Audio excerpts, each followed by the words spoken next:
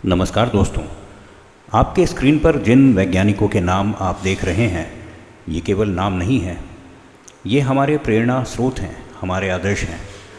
जब हम प्रयोगशाला में काम करते हैं, जब हम कोई नया विचार सोचते हैं, तो कई बार इन महान वैज्ञानिकों के चित्र हमें दीवारों पर दिखाई देते हैं और अनजाने में ही ये हमें आगे बढ़ने की प्रेरणा देते हैं। अब ज़रा अपने मन में एक प्रश्न उठाइए, जब आप कोई इन्वेंशन करते हैं, क्या कभी ये डर आता है कि हमारी खोज इन महान वैज्ञानिकों के स्तर की नहीं है, तो क्या हमें पेटेंट मिलेगा? क्या पेटेंट पाने के लिए रामानुजन या सीवी रामन बनना ज़रूरी है? क्या केवल एक्स्ट्रा ऑर्डिनरी लोग ही इन्वेंशन कर सकते हैं?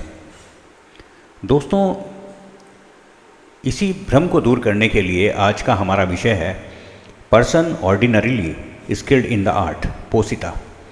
पेटेंट कानून हमसे ये नहीं पूछता कि क्या आप जीनियस हैं, क्या आपकी खोज नोबेल पुरस्कार जीत सकती है, या क्या आप इतिहास बदल देंगे, बल्कि वह एक बहुत सरल प्रश्न पूछता है कि क्या इस फील्ड का एक सामान्य कुशल व्यक्ति उपलब्ध जानकारी के आधार पर इस समाधान तक पहुंच सकता था जिस पर आपने ये पेटेंट एप्लीकेशन फाइल की है। दोस्तों, वापस आते हैं अपने शुरुआती प्रश्न पर। क्या ये सभी महान वैज्ञानिक एक्स्ट्रा ऑर्डिनरी थे? हाँ, बिल्कुल थे। लेकिन पेटेंट कानून एक्स्ट्रा ऑर्डिनरी पर्सन को नहीं देखता, वह देखता है ऑर्डिनरीली स्किल्ड पर्सन। तो जब आप इन्वेंशन करें तो अपने आप से यह मत पूछिए कि क्या मैं सीवी रामन जैसा महान हूँ, बल्कि यह पूछिए क्या मेरे फील्ड का एक सामान्य स्किल्ड व्यक्ति मेरे सॉल्यूशन तक आसानी से पहुँच सकता है। अगर जवाब है नहीं, तो यहीं से आपकी इन्वेंशन नॉन ऑब्वियसनेस की दिशा में मजबूत हो जाती है। दोस्तों, महानता इंस्पिरेशन देती है, लेकिन पेटेंट कानून तुलना नहीं करता बल्कि तर्क करता है। अब मैं आपसे एक सवाल पूछता हूँ, जब हम कहते हैं स्किल्ड इन द आर्ट, तो ये आर्ट क्या है?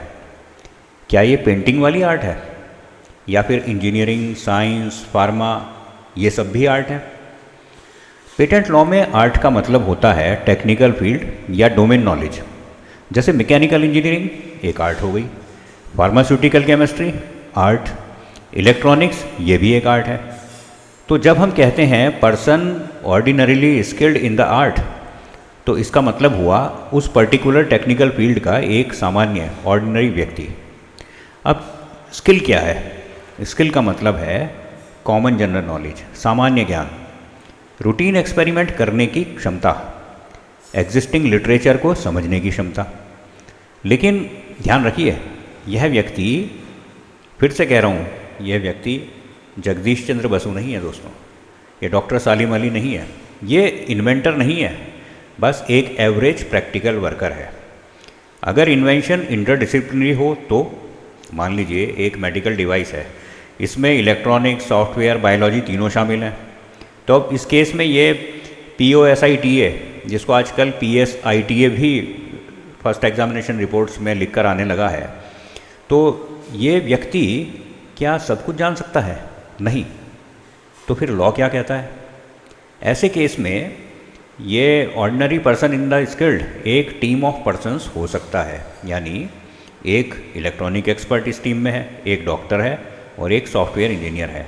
ये तीनों कलेक्टिवली ये person skilled in the art बन जाते हैं आपकी इन्वेंशन के लिए। अगर आपकी इन्वेंशन 3 फील्ड में है तो 3 व्यक्ति मिलकर के ये एक व्यक्ति बन सकते हैं, क्योंकि ये तो काल्पनिक व्यक्ति है।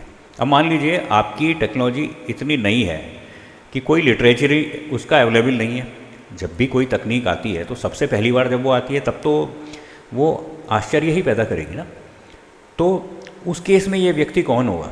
ऐसी स्थिति में उस फील्ड का व्यक्ति होगा जो एग्जिस्टिंग नॉलेज से आगे लॉजिकल एक्सटेंशन कर सके।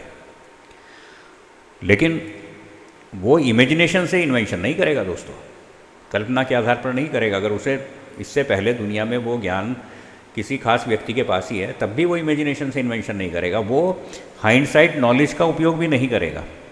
तो अगर हम person ordinary skill in the art को बहुत इंटेलिजेंट मान लें तो क्या होगा? तब दोस्तों होगा ये कि हर आविष्कार ऑब्वियस लगने लगेगा और पेटेंट सिस्टम कोलैप्स हो जाएगा। तो कानून ने एक बैलेंस बनाया है। ऐसा व्यक्ति, ऐसा काल्पनिक व्यक्ति जो ना तो बहुत ज़्यादा इंटेलिजेंट हो और ना कम हो, अब सवाल ये है कि क्या कंट्रोलर साहब या एग्ज़ामिनर ही ये person ordinary skill in the art का रोल प्ले करते हैं? देखो, कंट्रोलर एक डिसीज़न मेकर होते हैं और ये जो हाइपोथेटिकल पर्सन है ये तो काल्पनिक हुआ ना, तो कंट्रोलर खुद को इस हाइपोथेटिकल पर्सन की जगह रखकर सोचते हैं। दोस्तों, इसका मनोवैज्ञानिक पहलू क्या है? साइकोलॉजिकली जब हम एक इन्वेंशन को देखते हैं तो हमें क्या लगता है? हमें ये लगता है अरे ये तो ऑब्वियस है, ये तो ऑब्वियस थी। इसे कहते हैं हाइंडसाइट बायस। दूसरे की चीज़ को देख के फट से कह देना अरे ये तो इसमें क्या है, ये तो कहते ही हैं। दोस्तों, ये तो कहा ही जाता है ना। लेकिन लॉ क्या कहता है? इन्वेंशन देखने के बाद मत सोचो। जो लोग ये कहते हैं ये तो ऑब्वियस है, तो उनको कानून क्या कहता है? इन्वेंशन देखने के बाद मत सोचो, इन्वेंशन से पहले की स्थिति के बारे में सोचो। दोस्तों, मैं एक एग्जाम्पल फिर से रख रहा हूँ। एक बार मैंने पहले भी अपने किसी व्याख्यान में रखा था कि एक व्यक्ति ने हैंगर को देख के कहा कि अरे ये क्या है, इसको अगर तुम खींच दो तो एक सिंपल सा वायर ही तो था, इसमें कौन सी खास बात है, बन गया है तो दोस्तों, लॉ कहता है इन्वेंशन देखने के बाद मत सोचो। जब तक वो हैंगर नहीं था तब तक कपड़े कैसे सुखाते थे, कैसे लटकाते थे? इन्वेंशन से पहले की स्थिति के बारे में सोचो ना। तो अब एक मॉडर्न शिफ्ट क्या है दोस्तों? इन्वेंटिव स्टेप मतलब कि नॉन ऑब्वियसनेस। अब कोर्ट ये कहने लगे हैं कि क्या इन्वेंशन कोई टेक्निकल इफेक्ट या टेक्निकल एडवांसमेंट दे रहा है। विगत पिछले कुछ महीनों से ये शब्द इसको रिप्लेस करते दिख रहे हैं कि टेक्निकल इफेक्ट शब्द अधिक लिखा हुआ आता है और टेक्निकल एडवांसमेंट अधिक लिखा हुआ आता है।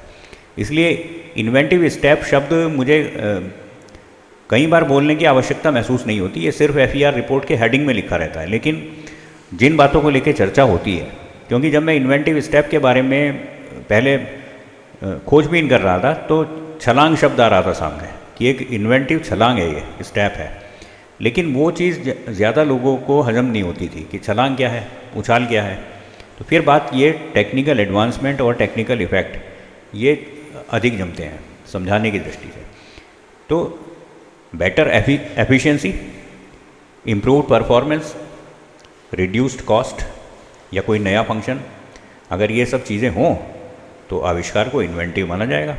मान लीजिए आपने एक बैग बनाया, अब ये बैग कंप्रेस करने पर छोटा हो जाता है, तो सवाल है कि क्या ये ऑब्वियस है? तो average skilled in the person existing bags को देखेगा, क्या कंप्रेशन नोन था, हमें पता था कि कंप्रेस हो जाता है, क्या कॉम्बिनेशन ऑब्वियस था? ये सब हमने जो ज्ञान मिलाया और मिला के बैग बना दिया, क्या ये ऑब्वियस था? अगर ये सिंपल सा मॉडिफिकेशन है तब तो हम कहेंगे कि भाई ऑब्वियस है, इन्वेंटिव स्टेप नहीं है इसमें। और अगर इससे अनएक्सपेक्टेड एडवांटेज मिलता है तो बिल्कुल ये इन्वेंटिव है। तो दोस्तों, ये person ordinary skill in the art, जिसे PSITA लिखा जाने लगा है, एक इमेजिनरी लेकिन पावरफुल कंसेप्ट है। ये डिसाइड करता है कि इन्वेंशन ऑब्वियस है या नहीं। ये ना तो जीनियस है, ना ये अज्ञानी है, इग्नोरेंट नहीं है, ये बैलेंस्ड, प्रैक्टिकल और लॉजिकल व्यक्ति है। हालांकि है तो काल्पनिक, लेकिन बहुत महत्वपूर्ण है। दोस्तों, पेटेंट लॉ इमेजिनेशन को नहीं मानता, बल्कि नॉन ऑब्वियसनेस, टेक्निकल कंट्रीब्यूशन को पुरस्कृत करता है। इसलिए हर इन्वेंशन नई नहीं होती, हर चीज़ इन्वेंटिव नहीं होती, और इसका फैसला करता है एक अदृश्य व्यक्ति, और उसे हम कहते हैं PSITA। धन्यवाद।